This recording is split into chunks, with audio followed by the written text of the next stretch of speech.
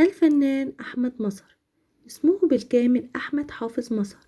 ولد الفنان أحمد مظهر بحي العباسية بالقاهرة في 8 أكتوبر عام 1917، وكان جارا لعدد من المشاهير منهم الأديب العالمي نجيب محفوظ والفنان محمد عبد الوهاب.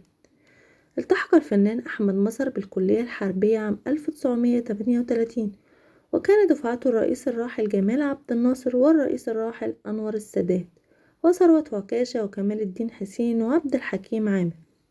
اشترك الفنان أحمد مظهر في حرب فلسطين عام 1948، وانتقل إلى سلاح الفرسان، وكان ضمن الفريق المصري للفروسية بعد الثورة، وتم تعيينه في منصب قائد مدرسة الفروسية.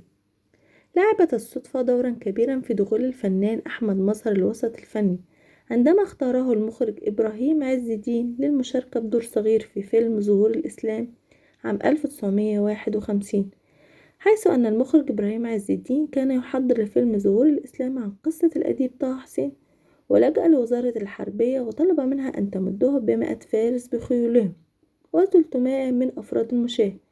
وتصادف أن أحمد مظهر كان ضمن 100 فارس التي رشحتهم الشؤون المعنوية، ولبراعته أسند إليه دور أبو جهل، وهو من الأدوار الرئيسية في الفيلم، وتقاضى عنه أجرا 100 جنيه. وفي أثناء عمله بالجيش في عام 1952 عرض يوسف السباعي على الفنان أحمد مظهر دور في فيلم رد قلبي، واشترط ذلك موافقة من الرئيس جمال عبد الناصر الذي اقترح عليها الاستقالة من الجيش والتفرغ للفن.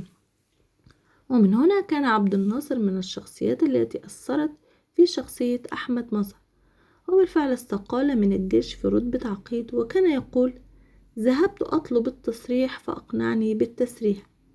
بلغ عدد الأفلام التي شارك فيها الفنان أحمد مظهر 135 فيلما، منها فيلم الناصر صلاح الدين، دعاء الكروان، الأيدي الناعمة، النظارة السوداء، ليلة الزفاف، غرام الأسياد، والشيماء، وإسلاماه، والخادم. وآخر أفلامه عتبة ستات عام 1994. ومن المسلسلات مسلسل ضمير أبلة حكمت، ضد التيار، ليالي الحلمية، ولا إله إلا الله، وعلى هامش السيرة، والفارس الملثم، وعصر الفرسان، وغيرها من المسلسلات. كما أنه أخرج فيلمين كتبهما بنفسه، هما فيلم نفوس حائرة عام 1968 وحبيبة غيري عام 1967. تزوج الفنان أحمد مظهر مرة واحدة في حياته من حب عمره السيدة هدى، وأنجب منها 4 أبنائهم شهاب ونيفين وإيمان وريهام. كانت المتعة الوحيدة للفنان أحمد مظهر هي الجلوس على المقهى مع أصدقائه شلة الحرافيش كما أطلق عليه، وكانت تضم نجيب محفوظ ويوسف السباعي وإحسان عبد القدوس وعددا كبيرا من رجال الأدب والصحافة في ذلك الوقت.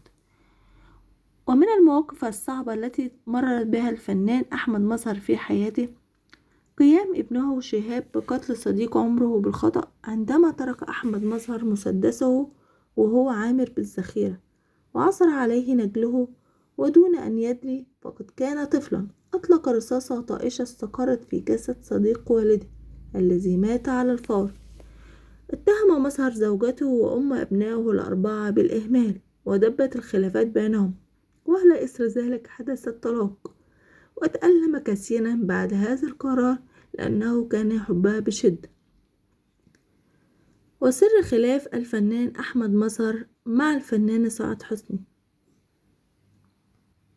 كما أن الفنان أحمد مظهر قرر في إحدى فترات حياته الاعتزال، وذلك بسبب الفنانة سعاد حسني بعد أن فوجئ بإصرارها على أن يسبق اسمه في إحدى أعمالها الفنية، بل وأصرت على أن يكون اسمها هو الاسم الأول على أفيش الفيلم. وهذا الإصرار من جانبها جعله يفكر جديا في الاعتزال. وبالفعل فتح أحمد مظهر ورشة لتصليح السيارات في منزله بمساعدة أصدقائه، خاصة أنه كان معروفا عنه شغفه الشديد بالميكانيكا وتصليح السيارات. ولكنه تراجع بعد فترة عن هذا القرار، وقام أيضا بالتعاون مع السندريلا سعاد حسني في فيلم شفيقة ومتولي عام 1978، وظل يعمل بالفن حتى رحيله. كما كما كان هناك قطيعة أبدية بين الفنان كمال الشناوي والفنانة فاتن حمامة بسبب دور المهندس بفيلم دعاء الكروان، حيث أن دور المهندس الذي اشتهر به أحمد مظهر بفيلم دعاء الكروان جاء بترشيح من بطلة العمل الفنانة فاتن حمامة، والتي رشحته بديل للفنان كمال الشناوي الذي كان سيقوم بدور المهندس، بعد أن شعرت أن أحمد مظهر أنسب للدور من كمال الشناوي، وأصبح بينهما كيمياء بالعمل، وهو ما سبب قطيعة أبدية من فاتن حمامة وكمال الشناوي. عاش الفنان أحمد مظهر في أواخر حياته وحيدا في فيلته بالهرم بعد أن تزوج جميع أبنائه، فقد كان يعاني من الوحدة والمرض، وعاش في عزلة تامة حتى قام أولاده بفرض الإقامة الجبرية عليه في فيلته بالمهندسين، كما منعوه أيضا من لقاء زملائه وأصدقائه، مما أصاب الفنان باكتئاب وأمراض نفسية وجسدية.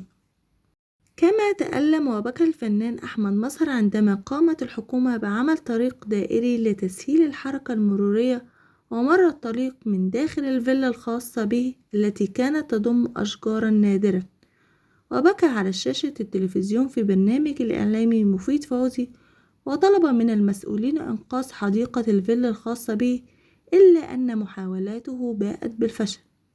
وبعد صراع مع المرض والآلام، ظل الفنان أحمد مظهر 3 أسابيع في المستشفى على جهاز تنفس صناعي، وعانى من جلطة في الدماغ والتهاب رئوي وحالة ضعف عام. وفي يوم 8 مايو 2002 رحل الفنان أحمد مظهر عن عمر يناهز 84 عاما داخل مستشفى الصفا بالمهندسين بالقاهرة. رحم الله الفنان المحترم أحمد مظهر.